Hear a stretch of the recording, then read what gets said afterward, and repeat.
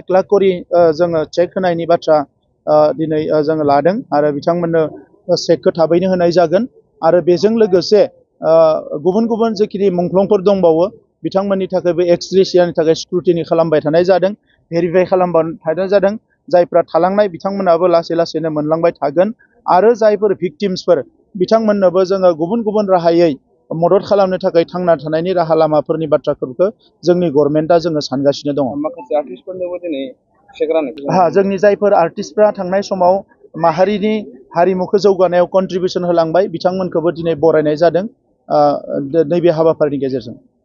जों बयबो हास्थायदों जे अखा बांखा जोबखांनानै जिहेतु इलेक्सननि बोसोरा जोंहा फैबाय सेप्तेम्बरनि गेजेराव बिसायख'थिया जानांगौ आरो चिफ मिनिस्टार बिथाङा बुंनाय बायदिनो जों बयबो हास्थायदों जे जोंनि फैगौ सेप्तेम्बर दानाव एबा सेप्तेम्बर अक्ट'बरनि गेजेराव जोंनि बिसायख'थिया जानांगौ।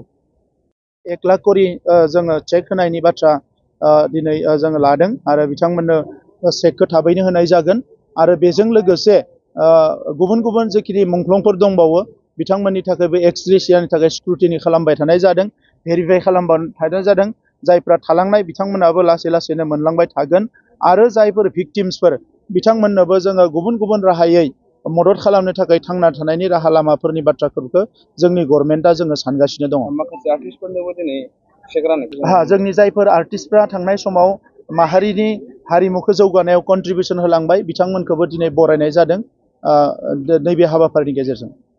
जों बयबो हास्थायदों जे अखा बांखा जोबखांनानै जिहेतु इलेक्सननि बोसोरा जोंहा फैबाय सेप्तेम्बरनि गेजेराव बिसायख'थिया जानांगौ आरो चिफ मिनिस्टार बिथाङा बुंनाय बायदिनो जों बयबो हास्थायदों जे जोंनि फैगौ सेप्तेम्बर दानाव एबा सेप्तेम्बर अक्ट'बरनि गेजेराव जोंनि बिसायख'थिया जानांगौ।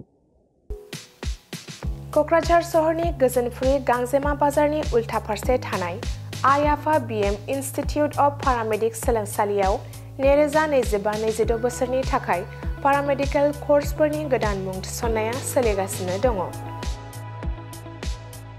आइ आफा बिएम इनस्टिट्युट अफ पारामेडिक्सआ भारत सेवक समाजजों गनायथि जानाय आरो गुवाहाटीआव थानाय बान्था आवथायनो हानाय फसंथान एसिएडिक' एकाडेमिनि सिङाव सामलायजानाय गंसे गाहाम सोलोंसालि। आइ आफा बिएम इनस्टिट्युट अफ पारामेडिक्स सोलोंसालियाव नोंथाङा BSS diploma in medical laboratory technology, BSS diploma in operation theatre technology, BSS diploma in first aid and patient care, X ray and imaging technology बायदि आयदाफोरनि सायाव नोंथाङा सोलोंथाय लानो हागोन। लोगोसे सोलोंथाय जोबनायनि उनाव प्लेसमेन्टनि खाबुबो नोंथाङा मोननो हागोन। आइ आफा बिएम इनस्टिट्युट अफ पारामेडिक्स सोलोंसालियाव जायखिजाया स्ट्रिमजों 12 थाखो उथ्रिसार जानो हानाय फरायसुला फरायसुलिफोरा बे सोलोंथायनि खाबुखौ लानो हागोन। थारैनो नोंथाङा जुदि सावस्रि फाहामथायनि सोलोंथाय लानो गोसो जानानै दङब्ला अब्ला गोबाव खालामाजासे आइ आफा बिएम इनस्टिट्युट अफ पारामेडिक्स सोलोंसालियाव थाबैनो सुलाद लादो। सुलाद लानो एबा आबुङै मिथिनो थाखाय 9395899391 एबा 8135971844 मबाइल नाम्बाराव फोनांजाब खालामदो।